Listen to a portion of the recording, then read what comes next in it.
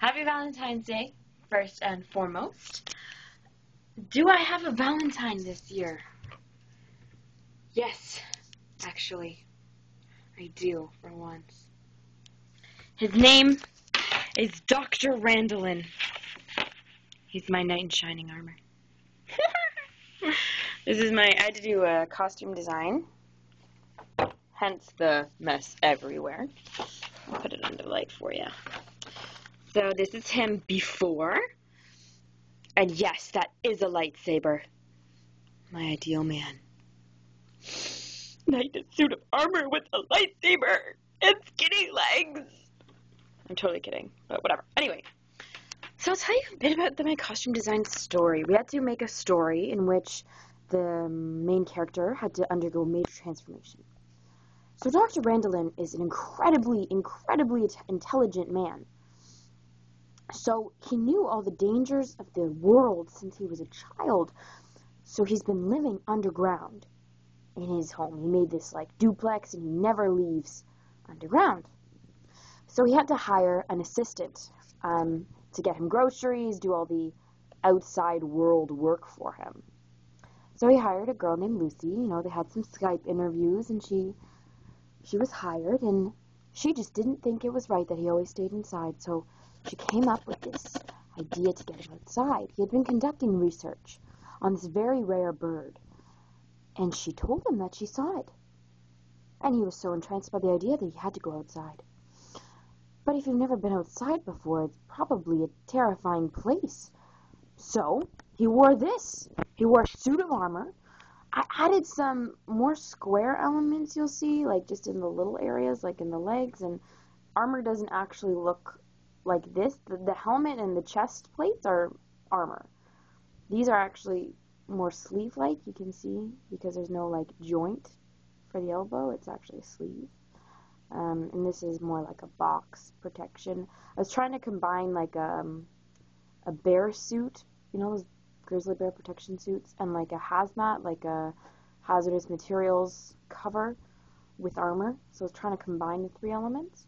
And, the reason why the protection suit and the hazardous protection suit obviously are for protection. But then I started thinking about, scientists and, dorkiness and nerdiness and what's associated with that. Well, Games of Thrones, Dungeons and Dragons, all of these sort of medieval things, and I thought armor is perfect for that. And what better to protect yourself with than a lightsaber? Dr. Randolin would totally have a lightsaber. Lightsaber. Sorry, I'm too tired. So would I, just for the record. Anyway, so he goes outside, into the outside world in his suit, and him and Lucy are trekking through the forest, and suddenly this major storm kicks in, and a tree falls, and it kills Lucy. So Dr. Randolin is like, oh man, I'm gonna die. I don't know how to get back. I don't know, what is this thing? What is a tree? What am I doing in a forest? So he hides for the rest of the storm. And when he wakes up, he starts stripping all of his armor, and it's really hot, and he has to get this all off. And he falls asleep again. He's just exhausted. And when he wakes up, there's a deer licking his leg. A deer, a wild animal, is helping him, and her mother is just kind of watching at a distance. So maybe nature isn't so bad after all, Maybe it's like the Grinch with the Who's, and Dr. Randolin can turn this around. Just maybe. So then, he becomes a wilderness man, and he just starts loving nature. Still wears his armor-protected shoes, a little dirty guy. Look at that, a little dirt. And then he fashions a skirt. Look at this, out of leaves. Would you believe it? Oh, and he's supposed to be holding, where did I put it? A little piece of grass. Because he's all like, yeah, I love grass. And yes, there's grass even in his hair. He made a bandana. And see, the smile actually was inspired by the Grinch, but I just didn't do as intense. And I wanted to go with kind of a collage motif.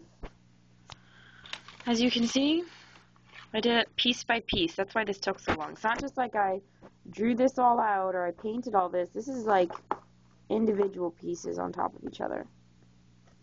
So, quite proud of my work. I'm not quite done. I still have to do the backgrounds for these characters. But right now I actually need sleep. Priorities, ladies and gents, priorities. Anyhoozle. Happy Valentine's Day. If you didn't have a Valentine, you do now. I will be your Valentine. So beautiful. Anyway, have a fantastic night, and I will talk to you all tomorrow. When it's not Valentine's Day, and I can feel great about being single again. Yay! Bye.